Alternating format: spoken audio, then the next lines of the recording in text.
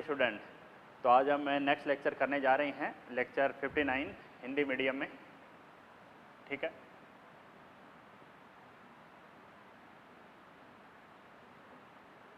Module discussion का काम चल रहा है।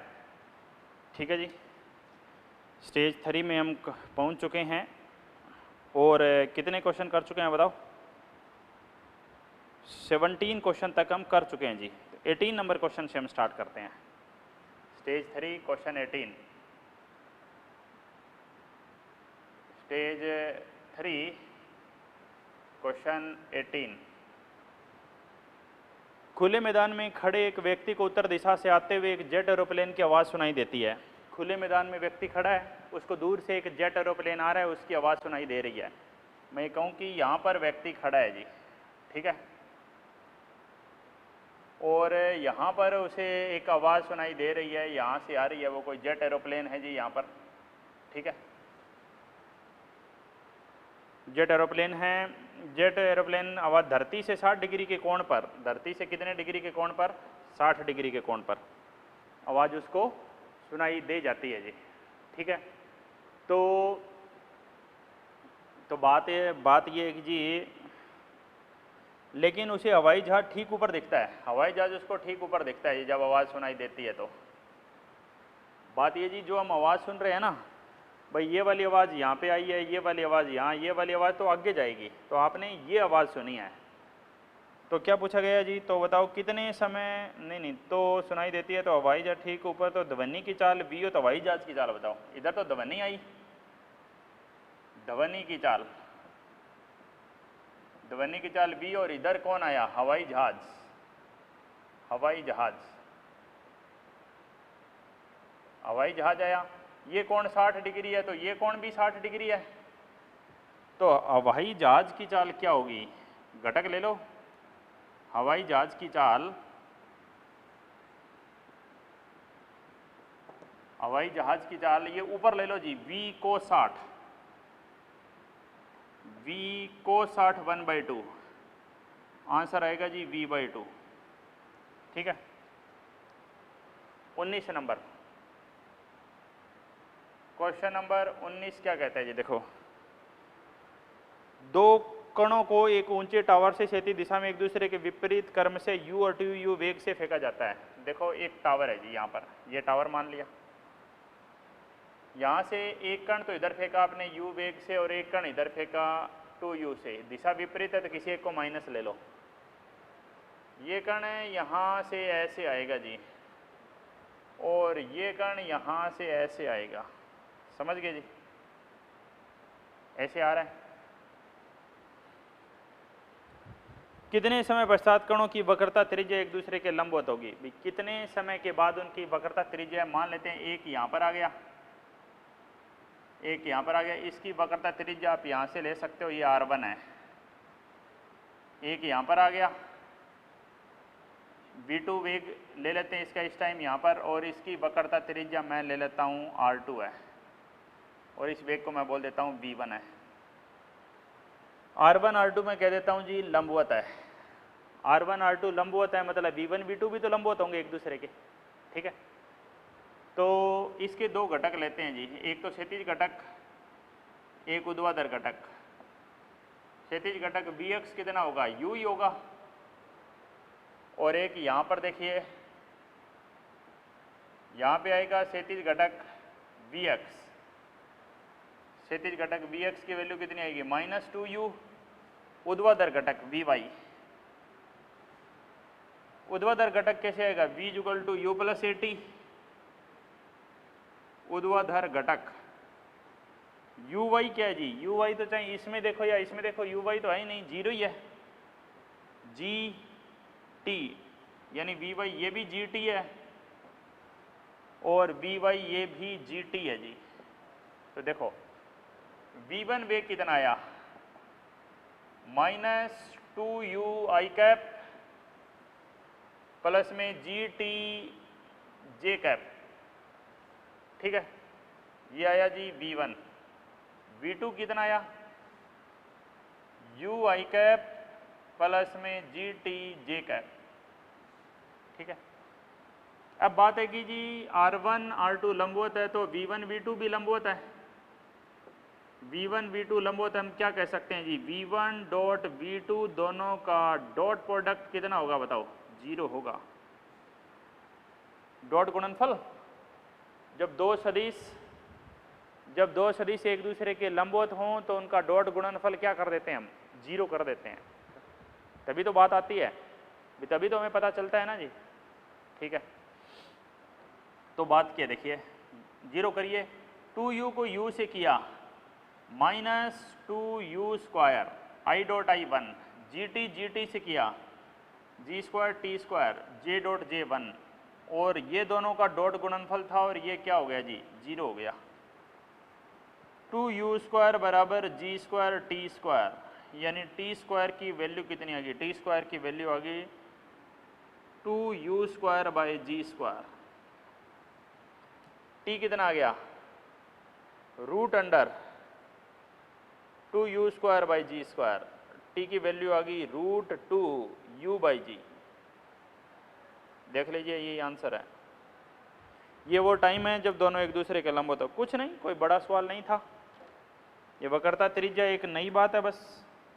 भाई यहाँ से इसकी त्रिज्या होगी, यहाँ से भाई ये जो चाप बनेगी तो चाप की त्रिज्या तो होगी ना जी। भाई ये वृत्त तो नहीं है, लेकिन यहाँ पे एक चाप तो मान सकते हैं ना, ऐसे यहाँ पर ऐसे कोई चाप मान सकते हैं आप। चाप मानेंगे तो चाप की त्रिज्या होती है जी। ठीक है, ठीक है जी, आगे बढ़ जाते हैं जी हम। नेक्स्ट बात क्या है, देखो अगले पॉइंट पर काम कर रहे हैं।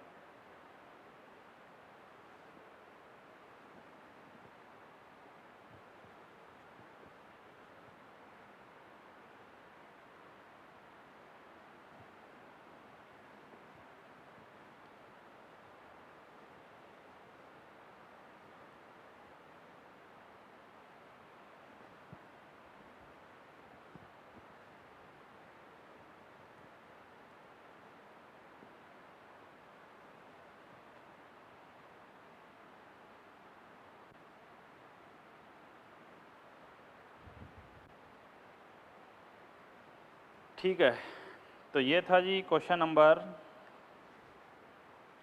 ये कितना था, क्वेश्चन नंबर 19 था। 20 नंबर क्वेश्चन पे आ जाते हैं जी। 20 नंबर क्वेश्चन क्या कहते हैं, एक गेंद को बिंदु ए से कुछ वेग से 30 डिग्री कोण पर चित्र के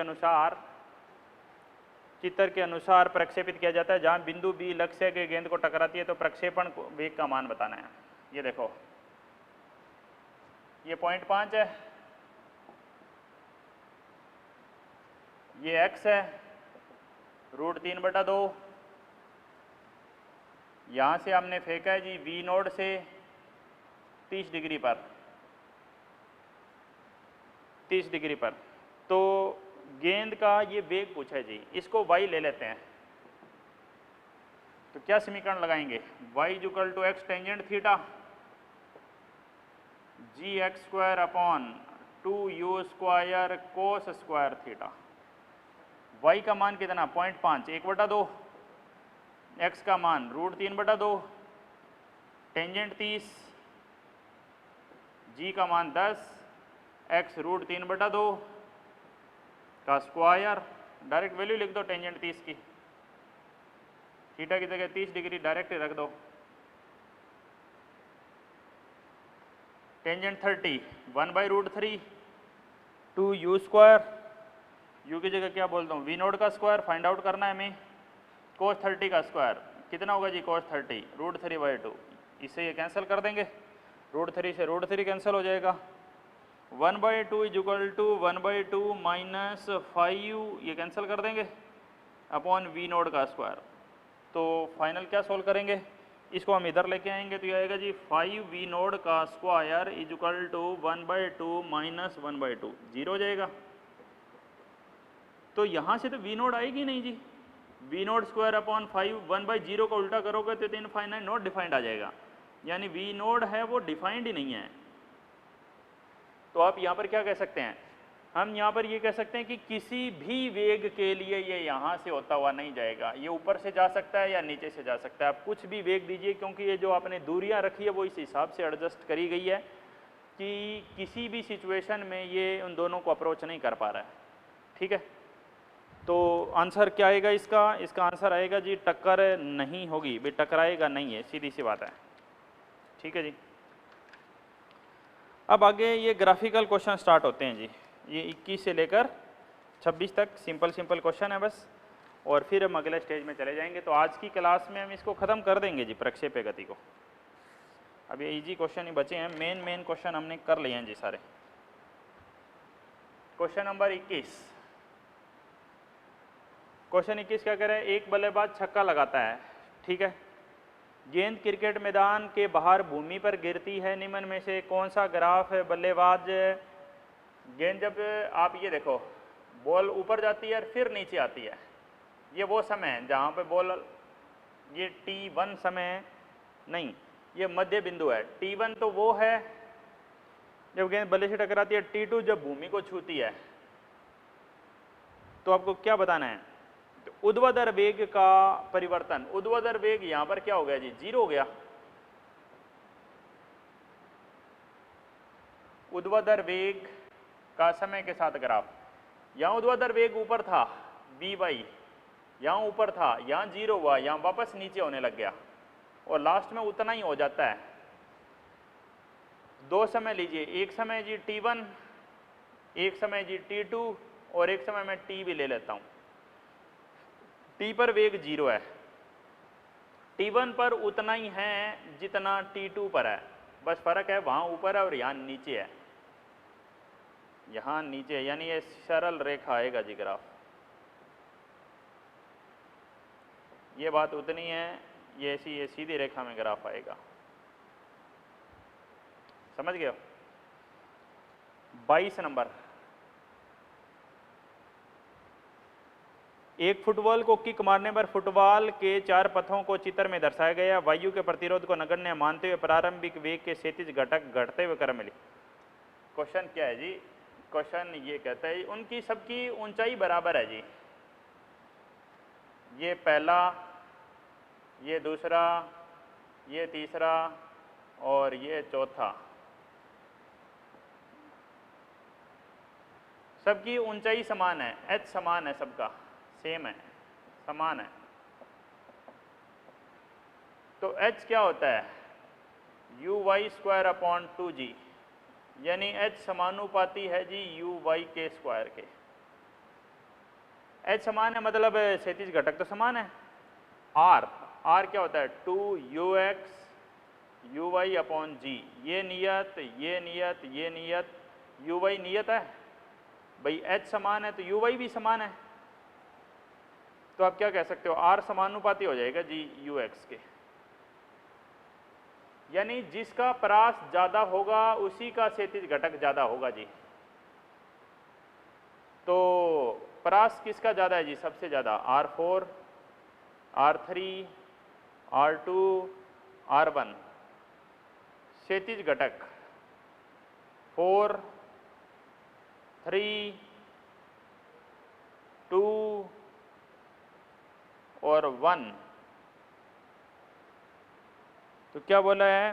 तो क्षैतिज घटक का घटता हुआ क्रम लिखें। सबसे ज़्यादा क्षैतिज घटक 4 का है और सबसे कम 4th आंसर आएगा जी। 22 का आंसर आएगा 4।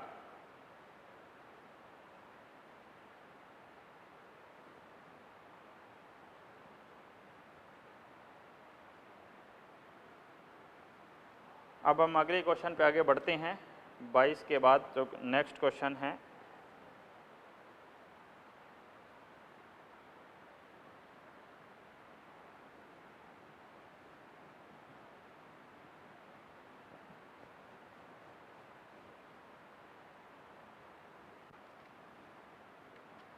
क्वेश्चन नंबर 23 क्या कहता है? क्वेश्चन नंबर 23 कह रहा है कि जी वायु घर्षण है तो कैसा प्रभाव होगा और वायु घर्षण नहीं है तो कैसा प्रभाव होगा। यानी वो वायु घर्षण को थोड़ा सा समझना पड़ेगा हमें। देखिए बात क्या है। क्वेश्चन 23, प्रक्षेप्य को वायु के प्रतिरोध में नगण्य मानते हुए बिंदुवत दर्शाया गया है। भाई वायु घर्षण नहीं है तो आपको ऐसा दर्शाया गया जी प्रक्षेप्य। आप ये देखो वायु घर्षण आएगा, x दिशा में भी आ सकता है और y दिशा में भी आ सकता है। परास तो कम होगी ही होगी हर हाल में, परास तो हर हाल में कम होगी जी। तो परास किस किस की कम है बताओ, डॉटेड लाइन से परास कम है, ए और बी में से आंसर आएगा। अब ए और बी में से एक ही ऊंचाई ज्यादा दे रखी है, ऊंचाई बढ़ नहीं सकती, घट सकती है, बढ़ने का सवाल नहीं है। ऊंचाई कम हो सकती है, ज्यादा नहीं होगी। तो ए कैंसिल हो गया, तो ऑप्शन कौन सा बचा जी, बी ऑप्शन। ठीक है जी, क्योंकि भाई वायु है, आप क्रिकेट खेलते हैं, जब वायु चल रही है तो आपकी बॉल ऊपर नहीं जाएगी ज़्यादा और न ही ज़्यादा दूरी पे जाएगी। ठीक है, वायु घर्षण है ये, भाई वायु जो बॉल है उसका विरोध कर रहा है। 24 नंबर देखो,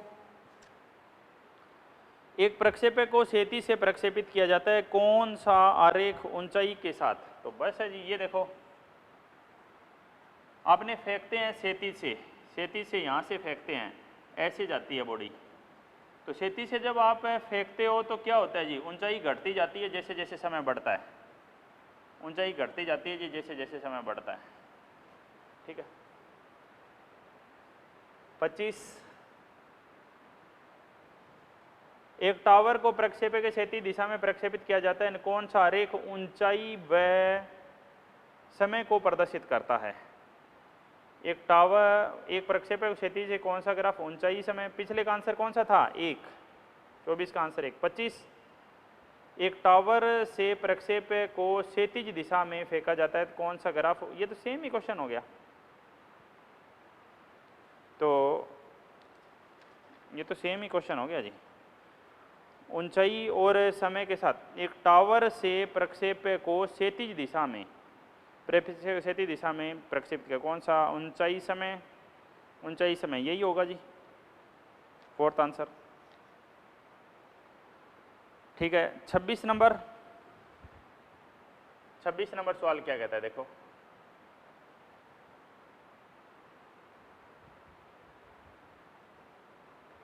छब्बीस नंबर कह रहा है क्षैतिज से थीटा कोण पर प्रक्षेपक को प्रक्षेपित किया जाता है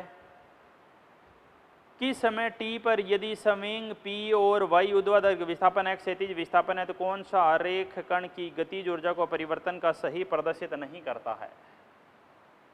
गतिज ऊर्जा परिवर्तन को सही प्रदर्शित नहीं करता है। ओके,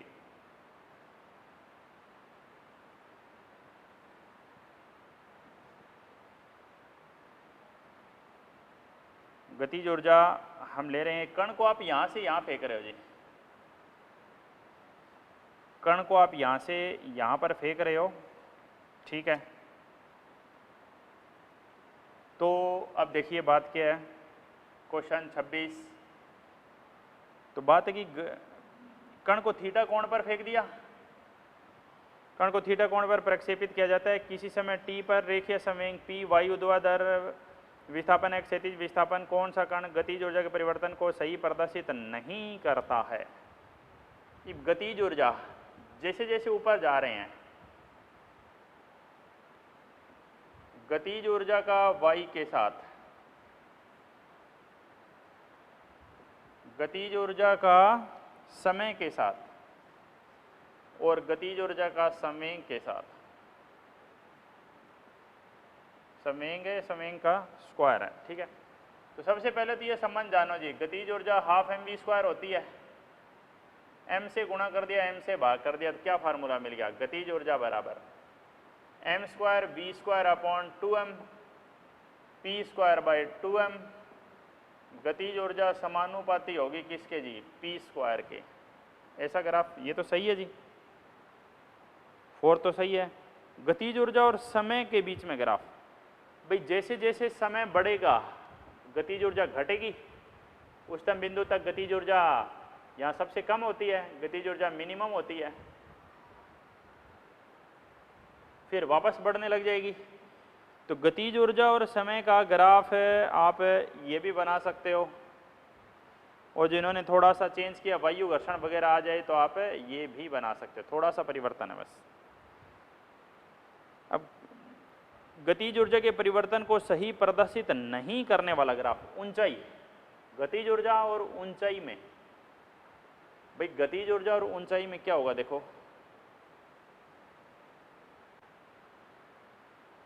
जैसे पहले ऊपर जा रहे हैं तो ऊंचाई क्या हो रही है, बढ़ रही है, ऊंचाई बढ़ रही है जी पहले, गतिज ऊर्जा और वाई दिशा में। तो जैसे जैसे वाई का मान बढ़ रहा है, वाई ऊपर जा रहे हैं तो गतिज ऊर्जा घटती जा रही है, तो ये ग्राफ भी ऐसे ही तो जाएगा, ठीक है, इसलिए पहला प्रदर्शित नहीं कर रहा है ये, ठीक है भाई।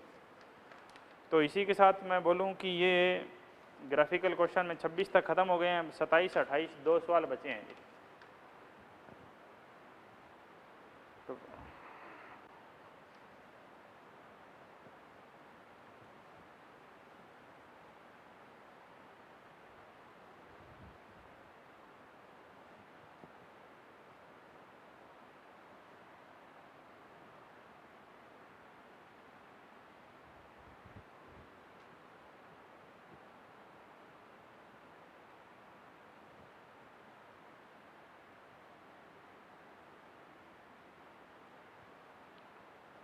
सत्ताईस और 28 2 सवाल देख लीजिए।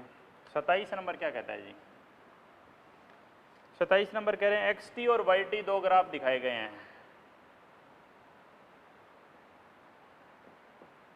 एक्स टी वाई टी दो ग्राफ दिखाए गए हैं, एक्स टी ग्राफ ऐसा त्वरण है और वाई टी ग्राफ ऐसा त्वरण है, ठीक है, ये एक्स दिशा का त्वरण है और ये वाई दिशा का त्वरण है, बस ये ऊपर जा रहा है और ये नीचे जा रहा है। तो आप कह सकते हो एक्स दिशा का त्वरण इधर है जी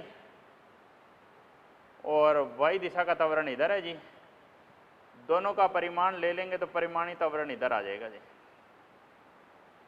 ये माइनस वाई में ही है, ऑब्वियस सी बात है। Second answer. 28 नंबर सवाल देखिए, 28 नंबर सवाल कहता है एक भारी कण को एक वेग से क्षैतिज के एक कोण के समरूप गुरुत्वीय क्षेत्र से प्रक्षेपित किया जाता है, कण की गति के दौरान उसके पथ की ढाल समय के साथ किस प्रकार परिवर्तित होती है। भाई क्षैतिज दिशा में आपने उसको प्रक्षेपित कर दिया, ठीक है जी, क्षैतिज दिशा में प्रक्षेपित आपने कर दिया है भारी कण को, क्षैतिज से कोण पर ऐसे फेंक दिया जी, ठीक है, कोण θ1 है, θ2 है, यहाँ पर θ3 0 हो गया, ये कोण ऐसे लेना पड़ेगा, ऐसे θ4 ग्रेटर देन 90 डिग्री हो गया ये। भाई पहले तो कोण घट रहा है, पहले कोण घट रहा है, यहाँ θ3 0 हो गया, तो यहाँ तो ढाल क्या हो गई, यहाँ तो ढाल 0 हो गई ना, ढाल ही को स्लोप बोलते हैं ना जी, पहले तो ढाल 0 हो गई जी, या उच्चतम बिंदु पर ढाल, और जब थीटा 90 से ज़्यादा हो, जब थीटा 90 से ज़्यादा हो तो टेंजेंट थीटा नेगेटिव आता है जी, ठीक है, यहाँ पर कोण घट रहा है, θ1 θ2 θ3 कोण घट रहा है 90 तक, कोण घट रहा है तो टेंजेंट थीटा भी तो घट रहा है ना जी, कोण घट रहा है तो टेंजेंट थीटा भी घट रहा है, यानी पहले कोई स्लोप था जो घटा, यहाँ 0 हुआ θ3 पर, अब वो नेगेटिव में चला गया जी, ये आएगा स्लोप टेंजेंट थीटा का किसके साथ, टाइम के साथ, ठीक है जी। तो पहला आंसर आ जाएगा। इसी के साथ स्टेज 3 खत्म हो गया जी, स्टेज 3 है वो खत्म हो गया है, अब हम स्टेज 4 करेंगे बस और प्रक्षेप्य गति खत्म हो जाएगी।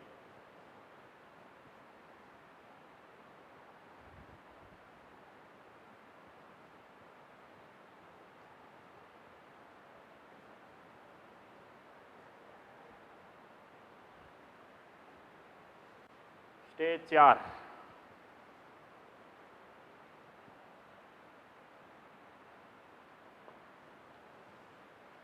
स्टेज 4 क्या कहता है, देखो कितने क्वेश्चन है, 9 क्वेश्चन है, आराम से हो जाएंगे।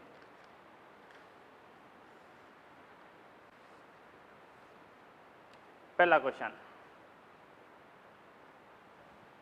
अधिकतम ऊंचाई पर किसी प्रक्षेप्य की चाल उसकी प्रारंभिक चाल की आधी है, सिंपल ही क्वेश्चन है। तो ये अधिकतम ऊंचाई है, यहाँ किसी प्रक्षेप्य की चाल होती है u cos थीटा, वो आरंभिक चाल u है, u कोस थीटा है, वो आरंभिक चाल u की आधी है, 1/2 गुणा है। प्रक्षेपण कोण कैंसल करो, कोस थीटा की वैल्यू 1/2 और थीटा आया 60। क्वेश्चन 2, किसी प्रक्षेपे को क्षैतिज से 45 के कोण पर फेंका जाता है तो प्रक्षेपण बिंदु को देखने से प्रक्षेपे के उच्चतम बिंदु का उन्नयन कोण क्या होगा। ये तो हम पहले भी ऐसा कुछ पढ़े हैं, आपको ध्यान हो तो। क्वेश्चन जो देखना, यहाँ से फेंकते हैं वस्तु को, ये पूरा कोण थीटा है। अब यहाँ से यहाँ इनको जोड़ रहे हैं जी एक लाइन से, ये कोण फाई है तो ये कोण भी फाई है, और ये हो गया जी h, और ये हो गया r/2, एक h हो गया, एक हो गया जी r/2। ठीक है, इस कोण से देखते हैं तो ये फार्मूला इसे निकलता है, टेंजेंट फाई कैसे आएगा, लंब बटे आधार 2h/r, h u² sign square theta upon 2g, r 2u² sine theta cos theta by g, एक g से एक g, u² से u², एक साइन से एक साइन, और 2 से 2 कितना आया, साइन थीटा नीचे कोस थीटा बटे 2। तो यहाँ से टेंजेंट फाई का मान आता है जी साइन बटे कोस, टेंजेंट थीटा अपॉन 2। ये हम पहले भी प्रूफ कर चुके हैं,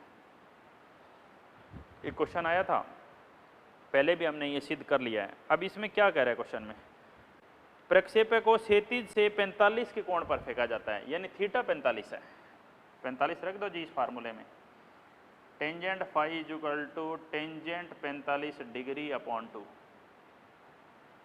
tangent phi is equal tangent 45 1/2, और फाई का मान आ गया जी tangent inverse 1/2, tangent inverse 1/2। Question 3, तीसरा क्वेश्चन क्या कहता है, देखो, किसी प्रक्षेपे का प्रारंभ बिंदु A पर वेग, किसी प्रक्षेपे का आरंभिक बिंदु A पर वेग है, ऐसे प्रक्षेपे होता है, आरंभिक वेग कितना है, इनिशियल, x में 2i और y में 3j, ऐसे है जी। कैसे, देखो यहाँ पर अगर मैं बात करूँ तो यहाँ तो हो गया जी 2i, और यहाँ अगर मैं बात करूँ तो यहाँ पर हो गया 3j। ठीक है, उच्चतम बिंदु पर बात करूँगा तो यहाँ पर तो 2i है, यहाँ पर j नहीं होता, y दिशा का घटक तो यहाँ क्या होता है, 0। इन्होंने कहाँ पर पूछा है बताओ, बिंदु B पर, अंतिम बिंदु B, ये अंतिम बिंदु B, ये बिंदु A था, तो यहाँ पर क्षैतिज घटक तो वही रहेगा जी, ऊर्ध्वाधर घटक नीचे हो जाता है, बस माइनस लग जाएगा आगे। ठीक है, माइनस लग जाएगा तो अंतिम वेग, फाइनल, आरंभिक वेग या V फाइनल लगा सकते हो। I में तो यही है, J में माइनस का आ गया, 2i 3j, 2i 3j। ठीक है, कोई दिक्कत बताओ। क्वेश्चन नंबर 4 पे आ जाते हैं जी।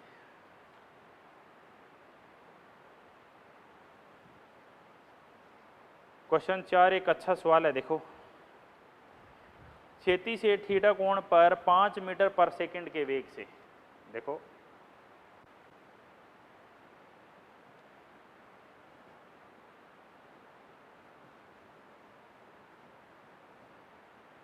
क्वेश्चन नंबर 4 दिखने में बड़ा क्वेश्चन है, मुश्किल नहीं है, पढ़ोगे एक बार तुरंत समझ में आ जाएगा। क्षैतिज से थीटा कोण पर वेग 5 मीटर पर सेकंड, 5 मीटर पर सेकंड का वेग है जी। ठीक है, 5 मीटर पर सेकंड से पृथ्वी की सतह से एक प्रक्षेपे को फेंका जाता है। एक बार पृथ्वी, इस बार ग्रह बदल रहा है जी, अभी तक बॉल बदल रहे थे हम, कोण बदल रहे थे, अब हम सोचे लिफ्ट में गए, अब हम सोच रहे दूसरे ग्रह पे जाके आते हैं, वहाँ पे भी क्रिकेट खेल के आते हैं। क्रिकेट खेलने के लिए हम दूसरे ग्रह पे जा रहे हैं। देखो बात क्या है, दो कंडीशन है। क्या कंडीशन है देखो, क्षैतिज से थीटा कोण पर 5 मीटर पर सेकंड वेग से प्रक्षेपक को प्रक्षेपित किया जाता है। थीटा कोण पर 5 मीटर पर सेकंड से, ठीक है। एक अन्य दूसरे प्रक्षेपक दूसरे ग्रह से 3 मीटर पर सेकंड से फेंका जाता है। 3 मीटर पर सेकंड से समान कोण समान है, ठीक है। समान कोण प्रक्षेपित के द्वारा बनाया गया बिंदुपथ पृथ्वी की सतह से प्रक्षेपित किए गए बिंदुपथ के समरूप है। यानी जैसा बिंदुपथ इसका है वैसा ही बिंदुपथ इसका है। यानी सीधी बात है जी, दोनों का परास बराबर है।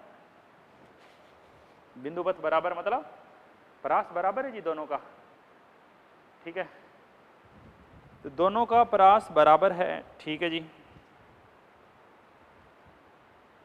तो इसे ये यहाँ पे लिखा गया है कि मीटर पर सेकंड स्क्वायर में दूसरे ग्रह का गुरुत्वाकर्षण त्वरण निकालना है। यहाँ तो पृथ्वी है तो यहाँ तो जी है, और यहाँ पृथ्वी नहीं है तो यहाँ जी डेस ले लो। दोनों का परास बराबर कर दो, बस कुछ नहीं। परास का सूत्र क्या लगाओगे, u1 u square sine square theta u square sine 2 theta upon g u square sine 2 theta. Theta same, वेग ही तो अलग अलग है, तो साइन 2 थीटा से तो साइन 2 थीटा कट ही जाएगा। पहले में वेग 5 का स्क्वायर, जी किस रूप में, दशमलव में निकालना है 10, u2 का स्क्वायर, जी डेस कितना आएगा 9, जी डेस निकालना है। लगभग आंसर, वैसे तो वो कह रहे हैं जी 9.8 ले लो, मैं लगभग ले रहा हूँ तो लगभग आंसर आ जाएगा। तो इसको मैं सोल्व कर रहा हूँ जी। देखो 25/10 यू डेस का स्क्वायर, यू डेस ना वेग तो दिया हुआ है ना जी, वेग तो पुट ही कर दो भाई, 3 दिया हुआ है, वेग तो 3 दिया है, तो 3 का स्क्वायर कितना आ गया 9 अपॉन जी डेस। जी डेस कितना आया 90/25, 25 दिया 75, कितना बचा पीछे 75, 5 80, 10 ना 15 बच गया, फिर दशमलव लगाओ, 25 छिका 25 5 75, 25 छिका, मतलब इस टाइप का आंसर आएगा 3 पॉइंट समथिंग 5 है जो भी है, क्योंकि हमने जी को 10 ले लिया, तो ये इस टाइप का आंसर आ जाएगा जी, ठीक है। कौन सा क्वेश्चन था ये, क्वेश्चन नंबर 4 था। क्वेश्चन नंबर 5 पे जा रहे हैं जब हम।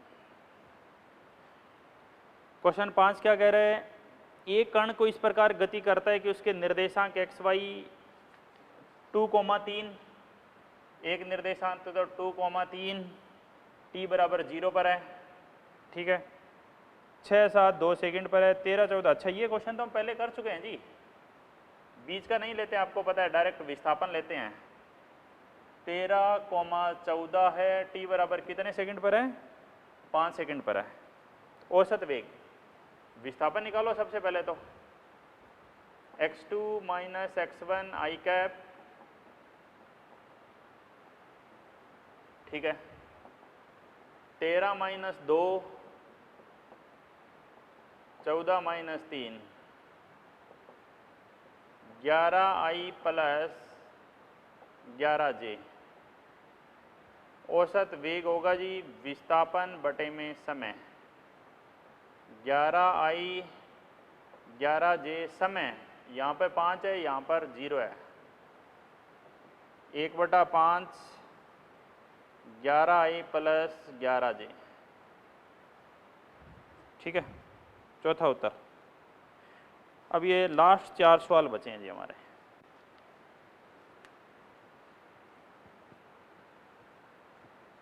अंतिम 4 क्वेश्चन बचे हैं, उसी के साथ ये प्रक्षेप्य गति ख़त्म कर दूंगा मैं आज। अगले लेक्चर से हम नया पाठ स्टार्ट करेंगे, न्यूटन की गति का नियम। बहुत ही बढ़िया पाठ है।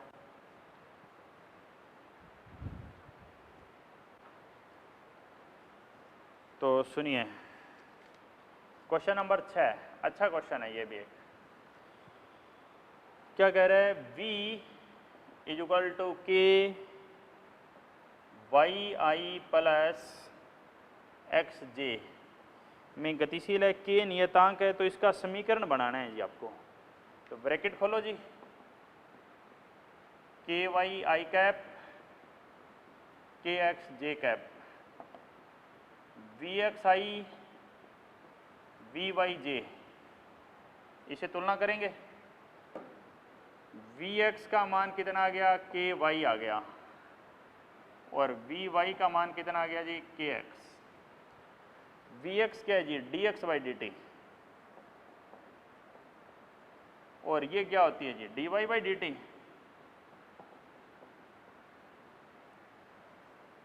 डी एक्स का मान आ गया जी के वाई इंटू में डी टी एक्स, के बाहर वाई बाहर, डी टी का टी ले लो, ठीक है। के एक्स इंटू में डी टी, वाई के बाहर एक्स बाहर, डी टी का टी। अब आप देखो जी, के का मान रखो यहां से, यहां से के का मान रखोगे तो क्या आएगा? एक्स अपॉन वाई टी आएगा। y बराबर के एक्स इंटू टी, के का मान x बाई वाई टी,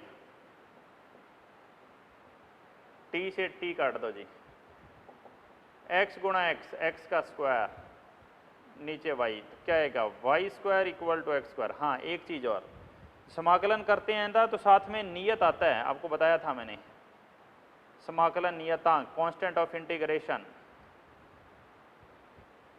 समाकलन नियतांक। तो आप यहाँ पर इसमें भी बोल सकते हो कि साथ में कुछ नियतांक आएगा,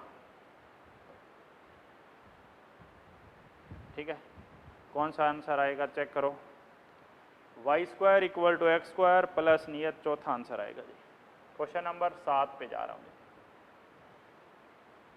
पानी का एक फुहारा धरती के चारों तरफ पानी छिड़कता है, यदि फुहारे से निकल रहे पानी का वेग v है, फुहारे के चारों तरफ गीला होने का अधिकतम क्षेत्रफल। भाई ऐसे वो फेंक रहा है जी, मान लेते पानी ऐसे प्रक्षेप्य गति में जा रहा है हर जगह, समझ रहे हो, ऐसे चारों तरफ गीला कर रहा है, तो सबसे दूर कब जा सकता है जी? जब आर अधिकतम हो, त्रिज्या परास, आर मैक्सिमम, अधिकतम परास,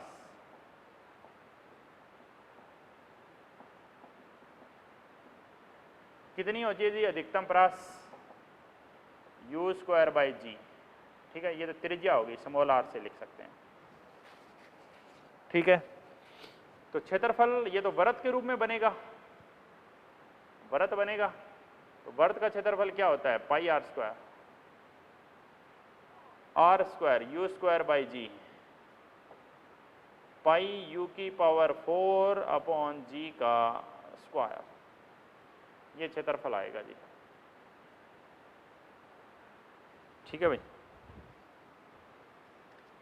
अब 2 सवाल बच गए जी, 8 और 9।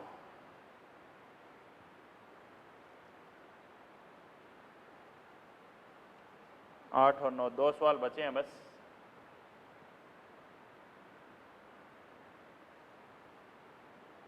इसके बाद बस डिस्कशन खत्म हो जाएगा जी।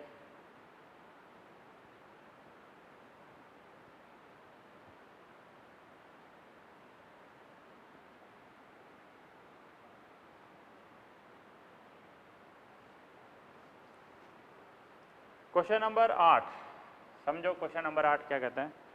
क्वेश्चन 8 कहता है एक लड़का पत्थर को अधिकतम 10 मीटर की ऊंचाई तक फेंक सकता है, लड़का उसी पत्थर को जिस अधिकतम दूरी तक फेंक सकेगा। एक लड़का है वो ऊपर फेंक रहा है जी पत्थर को, अधिकतम जो ऊंचाई है उसकी वो 10 मीटर है, ठीक है। यानी वो किस वेग से फेंक रहा है, वो वेग निकालो। h का फार्मूला आएगा यू स्क्वायर बाय 2g, जब सीधा फेंक रहे हैं तो थीटा 90 पर फेंक रहे हैं, 10 metre you square upon 2g 10 हो गया। यू स्क्वायर की वैल्यू आ गई जी 200, यू आ गया 200 का रूट,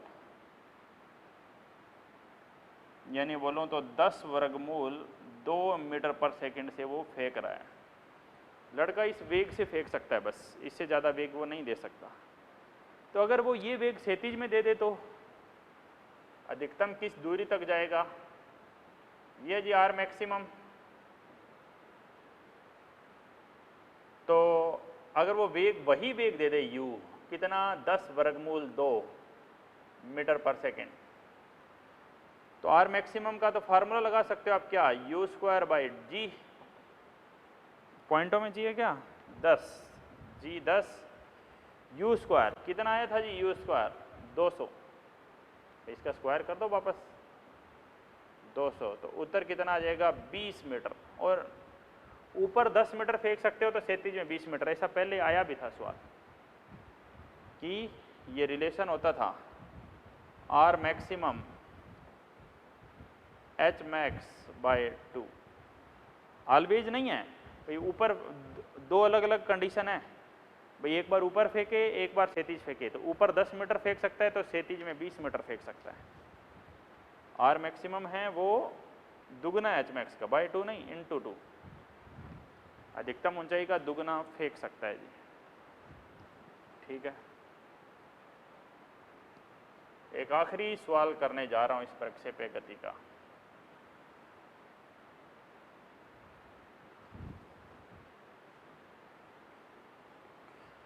क्वेश्चन नंबर 9, देखिए पढ़िए क्वेश्चन नंबर 9 क्या कह रहा है जी।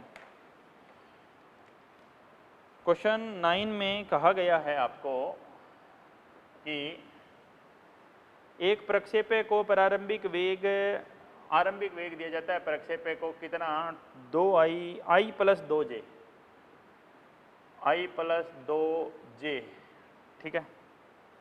जहाँ i पृथ्वी के साथ और j ऊर्ध्वाधर ऊपर है, g 10 है, तब प्रक्षेप के पथ का समीकरण बताना है। इसकी तुलना करो, इसकी तुलना करेंगे तो क्या आएगा ux i कैप और uy j कैप। ux कितना 1 है और uy कितना 2 है, एक 1 है एक 2 है, ठीक है। पथ का समीकरण बताना है। पथ का समीकरण क्या होता है जी, y equal to x tangent theta 1 minus x by R. एक तो ये तरीका होता है,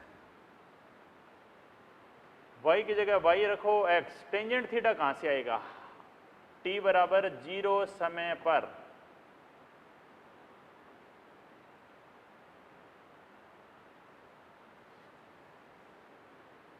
t बराबर 0 समय की बात करें तो यहाँ पे टेंजेंट थीटा आएगा जी y घटक बटे में x घटक, uy बटे में ux। तो y घटक बटे में x घटक आएगा तो y घटक कितना है 2 और x घटक कितना है 1, तो आप ये बोल सकते हो टेंजेंट थीटा की वैल्यू कितनी आ जाएगी जी 2 आ जाएगी, ठीक है। तो देखिए क्वेश्चन नंबर 9 क्या कह रहा है, y equal to x tangent theta 1 minus x by R. 1 minus x by R, इसकी जगह हमें क्या लेना है, ये देखो आप सबसे पहली बात कि 1 तो यहीं पे रहेगा जी, x बाई आर, एक्स की जगह x रहेगा, टेंजेंट थीटा की जगह मैं क्या पुट कर सकता हूँ, टेंजेंट थीटा की जगह मैं 2 पुट कर सकता हूँ। अब मुझे बस r निकालना है, तो r कैसे आएगा, r हमें निकालना है, r होता है 2 times of ux uy upon g, तो r का मान आ जाएगा 2 टाइम्स ऑफ ux कितना है जी 1 है, uy कितना है जी 2 है, और g की वैल्यू अगर हम कांस्टेंट की फॉर्म में रखें तो हम 10 रख सकते हैं, तो r की वैल्यू आ जाएगी जी 2/5, r की वैल्यू है वो 2/5 आ जाएगी। मैं यहाँ पे रख सकता हूँ r की वैल्यू 2/5, तो देखो क्या मिलेगा, y equal to 2x 1 minus 5x by 2। अब आप ब्रैकेट ओपन कर दें, y equal to 2x minus 2x into में 5x बाई 2, 2 से 2 कैंसिल कर देंगे, y equal to 2x minus 5x का स्क्वायर, ये फाइनल समीकरण आ जाएगी जी। देखिए कौन सा आंसर होगा, y equal to 2x minus 5x square, second answer is correct answer है। ठीक है जी। इसी के साथ ये प्रक्षेप्य गति खत्म हो गई है भाई, पूरी प्रक्षेप्य गति हमने कर दी है। आज वैसे कोई होमवर्क नहीं है, लेकिन कल की क्लास में हम नया लेसन स्टार्ट करेंगे। प्रक्षेप्य गति तक आपके पूरा टेस्ट का जो पैटर्न आएगा वो प्रक्षेप्य गति तक आएगा। पूरा प्रक्षेप्य गति अगले टेस्ट में रहेगा। हाँ, हम ये बोल सकते हैं कि अगले क्लास में हम Newton's law of motion start करेंगे, ठीक है। एनएलएम हम नेक्स्ट क्लास में स्टार्ट करेंगे, न्यूटन की गति के नियम नेक्स्ट क्लास में, ठीक है। आज बस आप यही करें कि जितने क्वेश्चन आपने पढ़े हैं सभी क्वेश्चन को रिवाइज करें। आज का होमवर्क यही है जी, रिवाइज कर दें आप सभी क्वेश्चन को, स्टेज के सभी क्वेश्चन, स्टेज 1, 2, 3 और 4। जो क्वेश्चन आपसे नहीं हुए हैं उनको दोबारा करें, क्वेश्चन दोबारा करें जो आपसे नहीं हुए हैं, जो आपसे पहले नहीं हुए हैं।